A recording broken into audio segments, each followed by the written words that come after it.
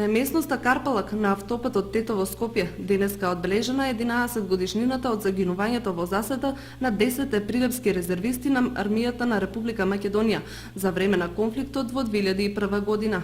Чествувањата почнаа уште синоќа. Семејствата на загинатите, соборци, представници на АРМ, на локалната самоуправа и граѓаните го посетија спомен обележјето во касарната Мирче Аце во Прилеп и положија свежи цвеќиња и им одадоа почит на загинатите бранители.